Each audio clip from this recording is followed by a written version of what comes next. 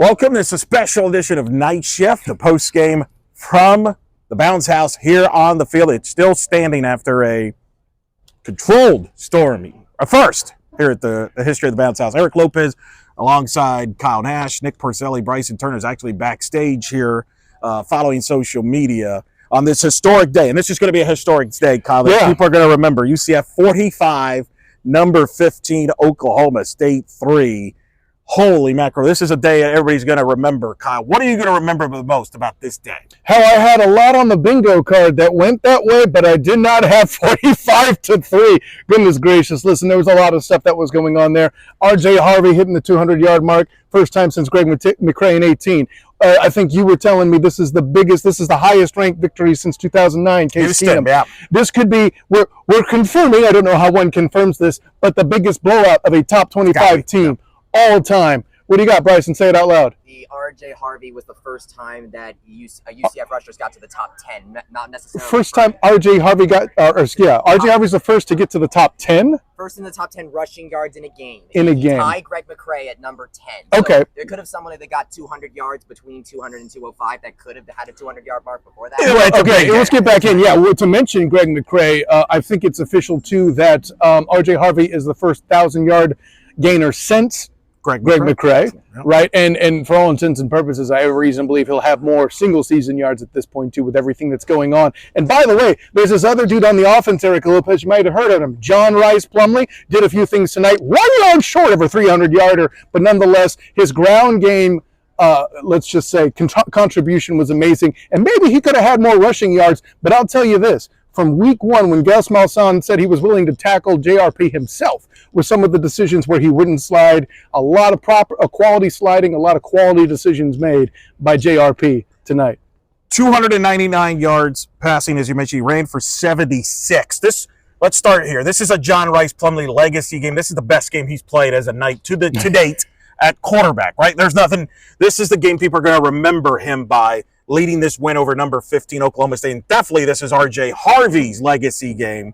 Over 200 yards in the ground, and the chance, loud chance for R.J. Harvey in the fourth quarter, which he told us he heard about it. I mean, that was both of those guys. These are huge games for their legacies. Right, and that had to have been a factor, I feel like, for the coaching staff to go ahead and get him in and get in there for 200. But staying on the offense for one last point, Eric Lopez, Lokahi Paoli at center. Once again, a different starting front on the offensive line, and here we are seeing a fifth straight 100-yard rushing game from R.J. Harvey, as well as a 200-yarder. But please tell me how the offensive line isn't doing enough against Big 12 opponents. That was sarcasm. So do we have a Big 12 line? Does that mean we have a Big 12 offensive line? Well, I could even argue defensively that's the same. Ollie Gordon, allegedly the nation's largest ground gainer, right? Leading the nation in rushing yards, held to 24 tonight. Well, let's get into that.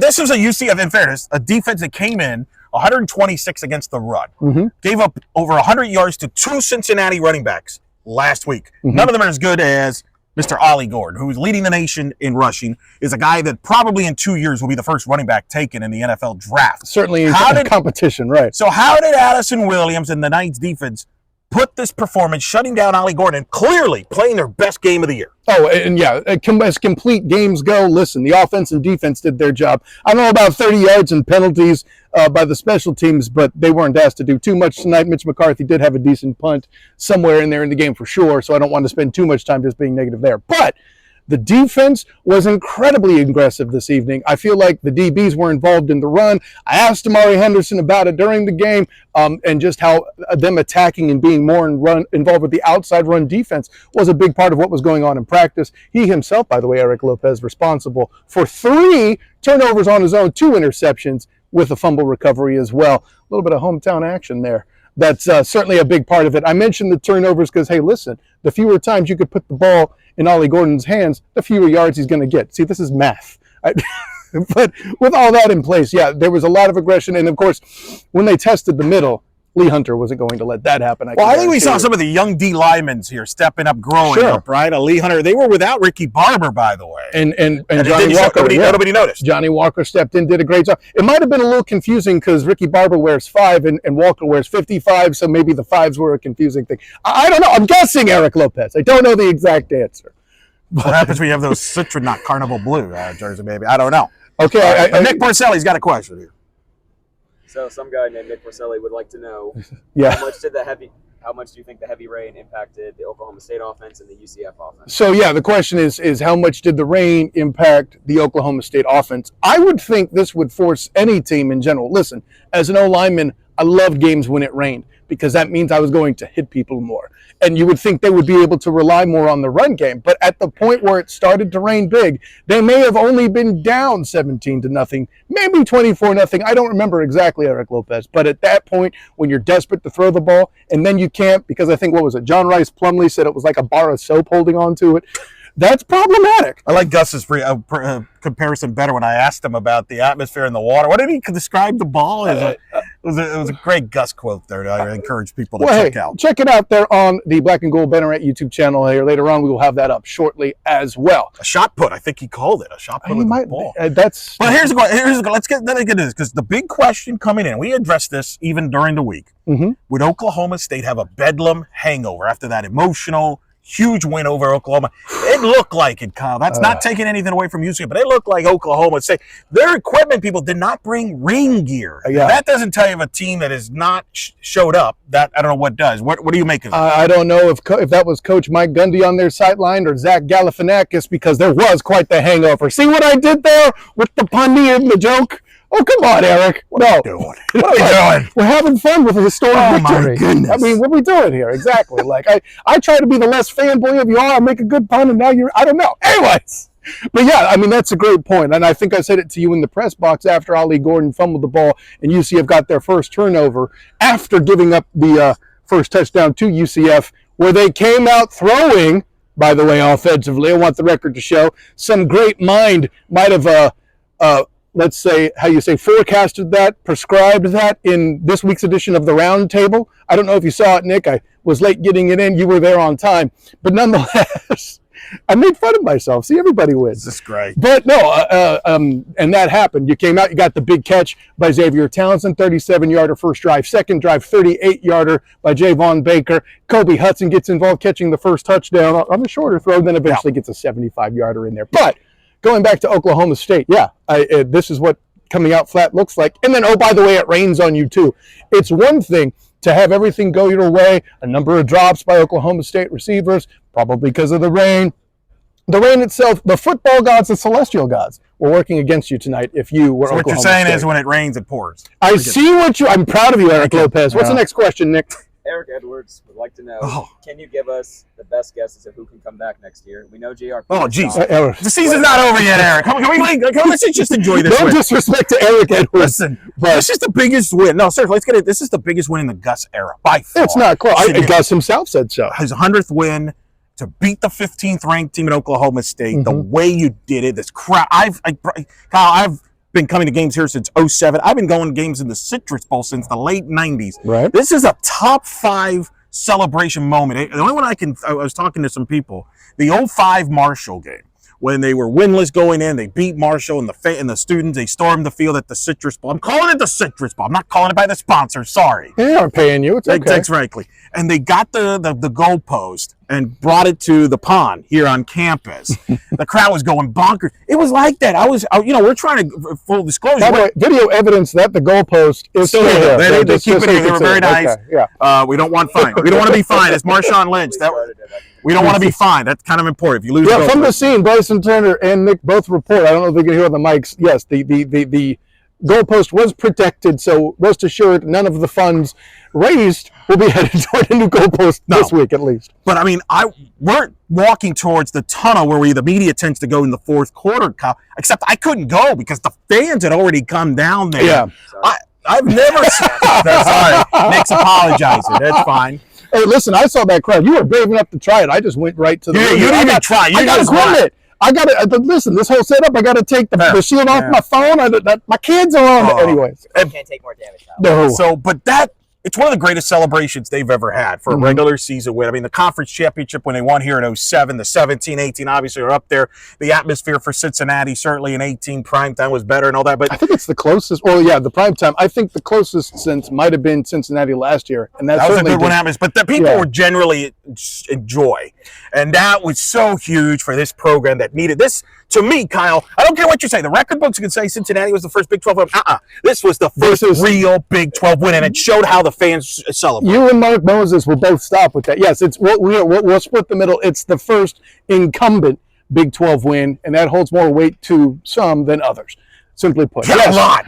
Nick, if you actually had to put it into a ranking, like a top 10, where does this win stand? Where would you rank this win historically? I mean, it's going to be up there. I mean, obviously, it's not going to be Auburn at the. It's number one in the Gus era. Let's start simple. Yeah, number one Gus era.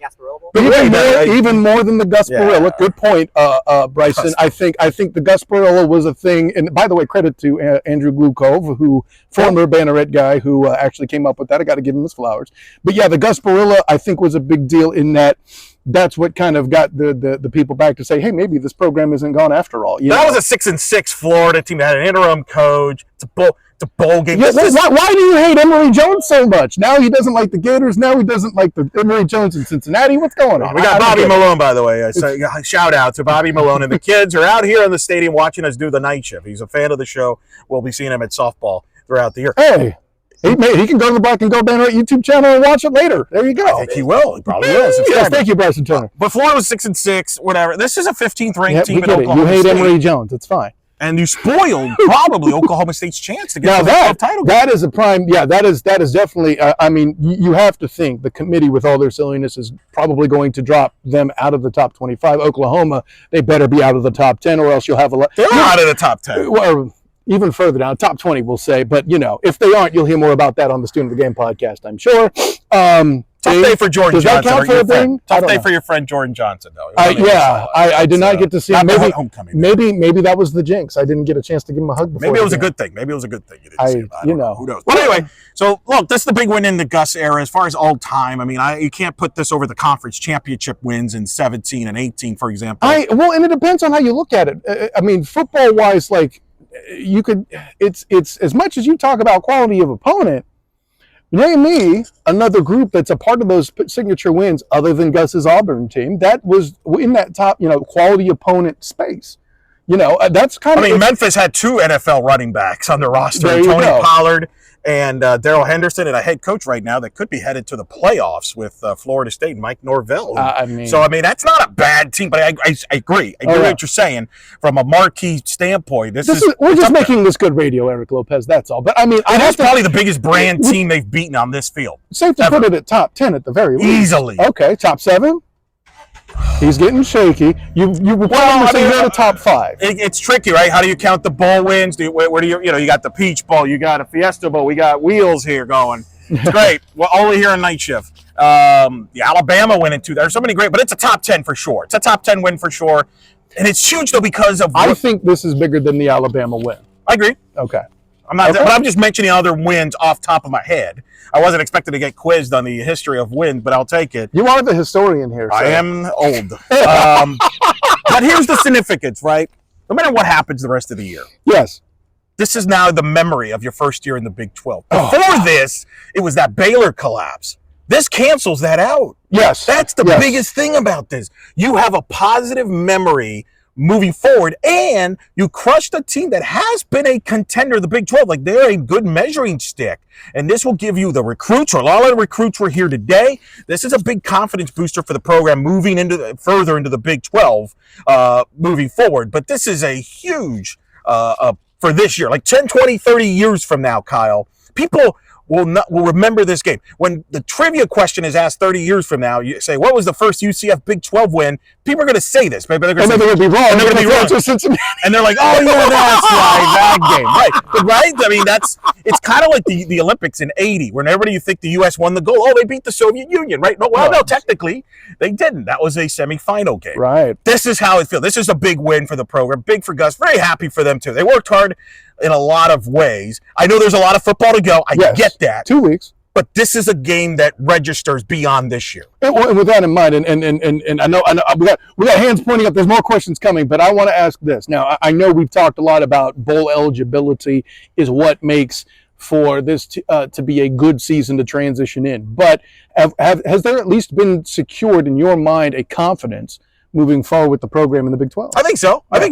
I mean, obviously, yes, you want to finish it off. You want to go to the bowl. We'll see what happens. You got to go to Texas Tech. Now UCF's got to worry about having their own hangover going to Lubbock after such an incredible win. We'll get into that. We'll have plenty of time to get into all that this week. Probably Thursday on that episode in the night shift. Yes. Yeah, it probably always has to be late. For whatever reason, cool. But the point is, this is a positive memory. Up until this point, you would have to acknowledge, up until this point, there was no positive moments from this year. Now there is. You have that in your toolbox. I mean, and I'm telling you, people that were here today will never forget this game. There'll be people here that maybe came for the first time that'll come back because they had a great time that's a good in the point. atmosphere. You say maybe no positive outcomes, but I'm not going to discount that O-line and RJ Harvey having 400-yard games leading into this. But I forget which one raised your hand first. Nick, go ahead. I was actually building off of what he was just talking about. We were saying before this, you know, if you win this game, narrative around the season changes. What's the narrative now? What's the narrative now for the season? I think that Houston game's going to be pretty huge, where my dude Nick Porcelli is planning to be in the house with me. No, so that should no pressure. You know, whatever. It's fine. Hopefully he'll be dressed up better than what he's listen, you leave the resident rookie alone. See what I did there, Nick? Yeah. Well, what it does do, it takes some of the pressure off next week in Lubbock, which will not be an easy game. Sure. From a travel and everything. You only have to win one of these next two games to be bowl eligible. And if you want to sway the fans to your side, if you win that game, forget about it. Yeah, great point. And you might play the bowl game somewhere in this state, maybe somewhere near here. Whoa, hey, listen. A little too early. I'm not sure if you're trying to say you have the cure to all the ills or what. Yes, Bryson. So I don't think you mentioned this with the defense, but turnover margin. Yes. I think that can you just I should have mentioned it by now, Bryson. Thank you for jumping in, the professional that you are. Yeah, what is we've got 4 takeaways on the night. Best in a single game this season easily, and probably in some time since, I'm going to say last year, and maybe the Bethune-Cookman game, if I was to take a guess from the hip. But, I mean, they had dudes punting the ball like 20 yards past the line. I'll say this, though. That was kind of weird because a lot of them were ball bounced off people's hands. One of them was off the DB's hands first, and then, you know, like there was a recovery, so to speak. See, using the term recovery there is confusing because Damari Henderson has an interception and a recovery. Now it's great. Braden Marshall, by the way, with his first turnover of his UCF career here. So he was the one of the 4 takeaways as well. But yeah, Bryson, to your point, turnover margin, obviously the best it's been. You know, I think obviously the one bad play was the strip sack, but that's kind of in happen things. What's that? Turnover right after. And yeah, to Bryson's point, they got it back right after that. I lost count of points after turnovers after 10. Here's the thing. The ball bounced UCF's way. It was their day. This was their day.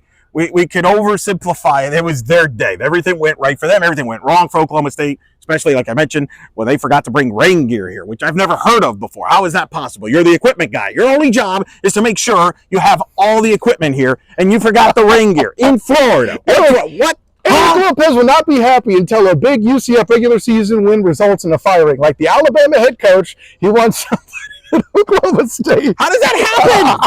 How does that happen? You forget rain gear. Don't you not check the way? Come on. See, here's the correct hot take. Any college program out of the state of Oklahoma, not including Oklahoma State, obviously, hot take, can handle UCF rushing defense. The next worst team to perform in the Big 12 against the defense was obviously Oklahoma themselves. But people wonder why Coach Levy was not the head coach of UCF. Anyways, next question, gentlemen. What were your thoughts about witnessing that? Because I know we're talking about historical, but like, when you talk about it, I guess the stars aligning, because it really felt like the stars aligned. Yeah, the football gods were very happy, and I mean that's the rain. Yeah, even celestial gods were happy. Yeah, the rain, but you're absolutely right, Bryson. Yeah, I've never seen rain like that. It was literally coming from that side. I have, but not at a football game. Walking towards, it went sideways.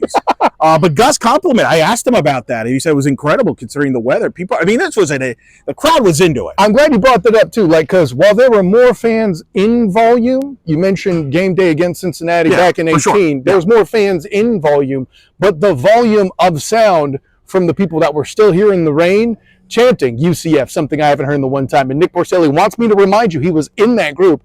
I assume you were also chanting RJ Harvey. His name going up. So too was Bryson Turner. Like to see that happen, and on down the list. It was everywhere. But I think the big takeaway with that is just to see this is what we were looking for from fan support. Oh, you're leaving the game early. It didn't happen tonight. And, you could see they were at least wise enough to respect the historical moment. What's next, Nick? Well, speaking of fans, on the Night Shift podcast, Eric Lopez said he didn't think that the fans were going to storm the field.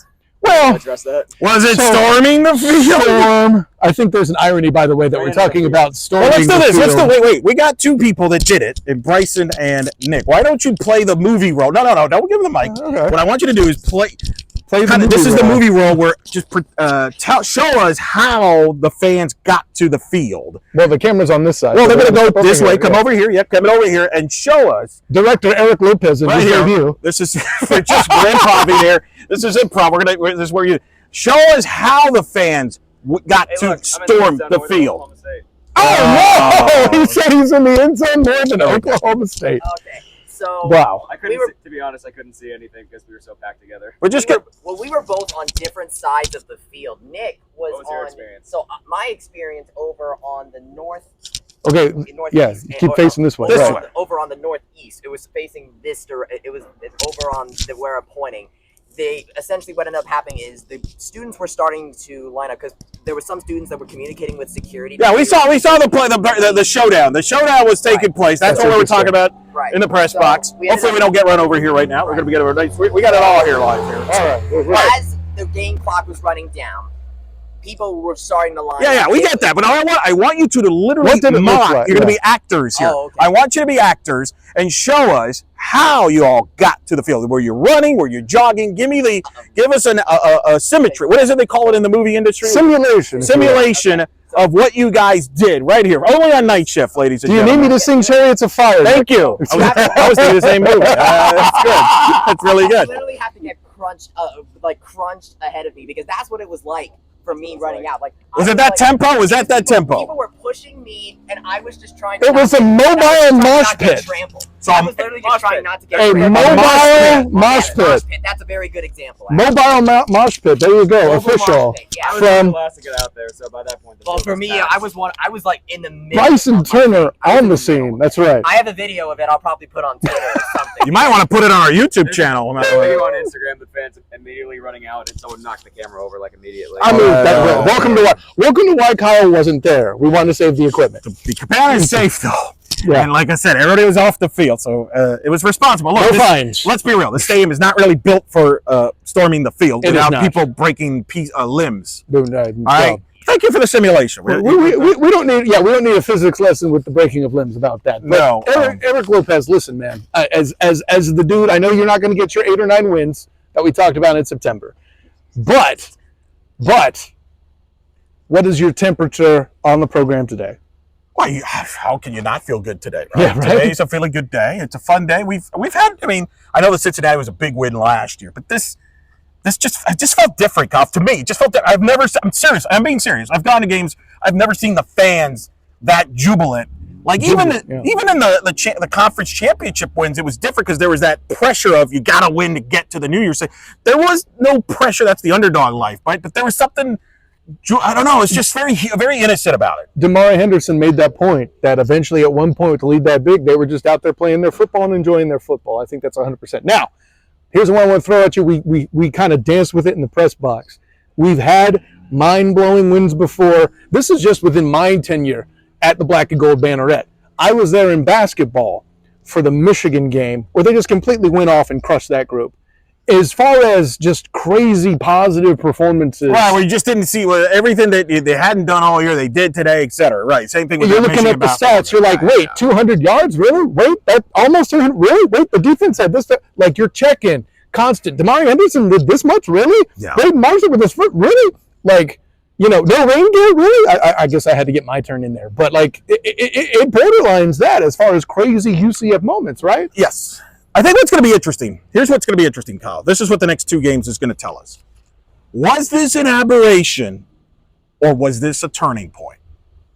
Right? Was this just absent from the trend or does this team, it's going to go one or 2 ways, right? Like either they're going to not show up next week, struggle, and it's like, oh, wow, we'll go figure. Or they go out there next week, play another great game, beat Texas Tech, go beat Houston, go win a bowl. You're like, whoa. Now all of a sudden you're thinking different things going into next year. Maybe this is a turn in the Big 12 or it's an aberration. We don't know. That's why you got to play the games. But that's where we're at. good news is I think that after all of the adversity we faced over the course of this season, everything just seemed to align to produce this one perfect little moment. No, and I feel like that's what that is. I'm still hearing people celebrating outside the stadium. But it's party time, baby. the point Bryson makes about overcoming adversity, having to sit through that Baylor situation, watching on TV that Kansas thing, unless you were one of the poor souls that traveled to that, I mean, for me personally, witnessing Kansas was worse than Baylor. At least there was some good football on Baylor's end to watch and keep entertained for those of us who love the sport. There was no good football. I mean, we've seen Kansas. two things this year we never seen before in the stadium. You blow a 28-point lead in the second half, a 25-point fourth quarter lead, then you come back a couple months later and beat the number 15 ranked team in the nation 45-30. What if? No good. And quote, storm the field or run to the field, jog to the field. Jubilantly celebrate in the mobile mosh. Yes, that's right. Such is life in the Big 12. That's right. Couple quick things before you sign off. Awesome weekend, Hall of Fame weekend. I was there Friday night. Videos are on the YouTube channel. Check that out. Pretty cool. I love this weekend. The Hall of Fame. Carlos McCann. Shout out to him. He's done a great job with that event. They were honored during the game. Shelby Turnier, Delana Sarton. Gene McDowell, the late Gene McDowell with his family was there. The late John Hitt with his family was here. Mark Daniels from the press box was there. Kyle Bono. That was cool, too, to all of this take place on a Hall of Fame weekend. That's a tribute. A historic class with Gene McDowell, who helped found the football program in a lot of ways. Mark Daniels has seen it all in the 29 years. He's probably going to add. It's funny because they were asking him yesterday about some of the memorable games. Now he's just added another one, right? On Hall of Fame Day. One day after the Hall of Fame. Hey, give me a call. Hey, can we do that vid again? I want to replace that with this one. That would. Can I update my ranking? He's probably the best one to answer. He's the one who should be asking. You should be asking these questions than me. He's seen it all since '95. He was there for Culpepper's first start. So wow, pretty good. But that was fun. It's been a fun weekend, and I think everybody's embraced it. And awesome. This is definitely one we'll never forget. The Knights winning 45-3. Give me your final thoughts from this day, and just moving forward, and whatever you want to say here to put a bow on this. Yeah, hey, listen, for all the stuff I had on the bingo card, John Rice Plumlee needed to have a better passing game than last week. He did. R.J. Harvey needed to get another 100-yard game. He did it twice.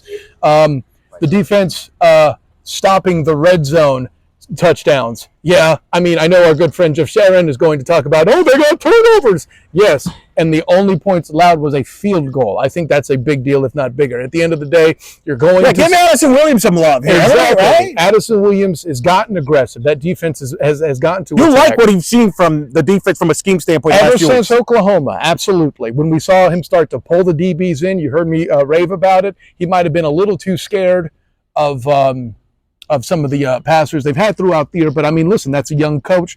Damari Henderson mentioned that learning alongside of him is something that's helped kind of create a bond between the two of them here. These players play hard for him, too, and that's a good sign, right? Because a lot of times they might check out. No, that team has not checked out on him, and that's just credit to him. And yeah, exactly. If a guy in his first year could come in and contain, not only contain, but stop, I'll say it, a leading nation rusher with a group that was 127th in rushing defense. My eyes got really big when I said that. But, I mean, that says something about the defensive coordinator job, 100%. And then to get John Rice Plumlee to throw with the touch that he does, to now make better decisions than he has.